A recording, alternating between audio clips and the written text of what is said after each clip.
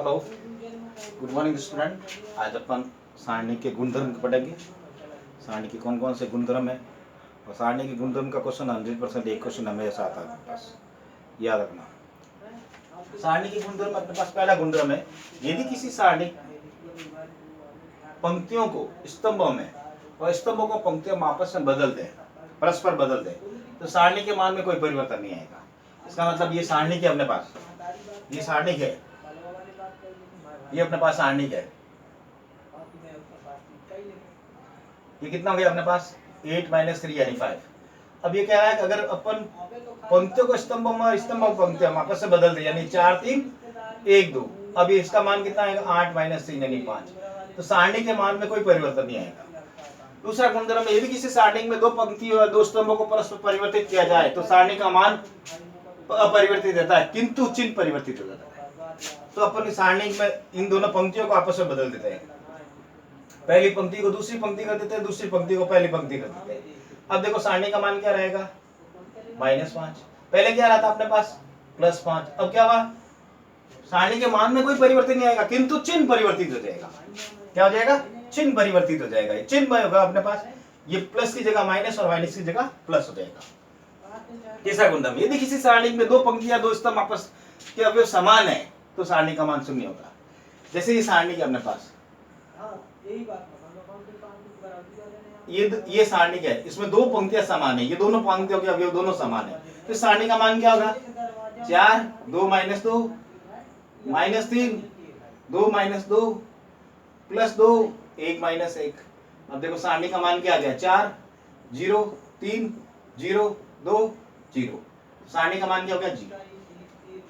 चौथा गुणधर्म, यदि किसी सारणी में दो एक पंक्ति या एक स्तंभ के सभी अवयव 0 है, यदि किसी सारणी में एक पंक्ति या एक स्तंभ के सभी अवयव 0 है, जैसे ये सारणी के अपने पास ये अवयव 0 है, राइट, तो सारणी का मान क्या होगा, सारणी का मान 0 होगा।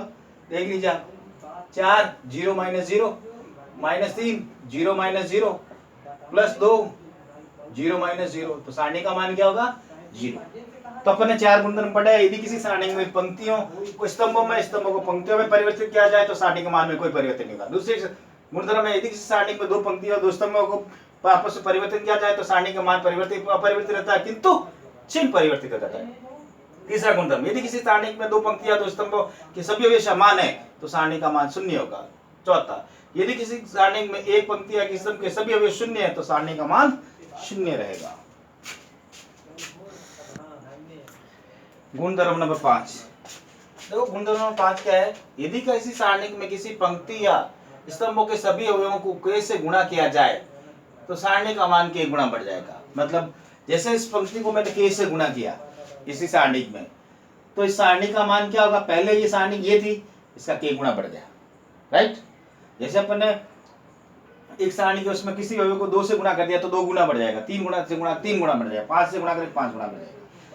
ये अपने दूसरा है, यदि एक सारणी के एक पंक्ति या स्तंभ के कुछ अवयव या सभी अवयव दो पदों का योगफल हो, ये दो पदों के योगफल है के रूप में व्यक्त हो, तो सारणी को दो सारणिकों के योगफल के रूप में, तो इस सारणी को ये दो पदों में है, एक पंक्ति पूरे दो पदों में है, तो इस सारणी को अपन दो सारणी में व्यक्त कर सकते हैं। कैसे, A1 B1 C1 A2 B2 C2 A3 B3 C3, और ये lambda B1 C1 lambda 2 B2 C2 lambda 3 B3 C3, right it.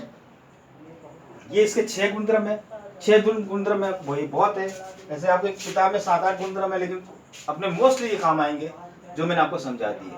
अब इसी पे आधारित अपने पास जो एक्सरसाइज 4.2 है वो है जो अपन आगे करेंगे।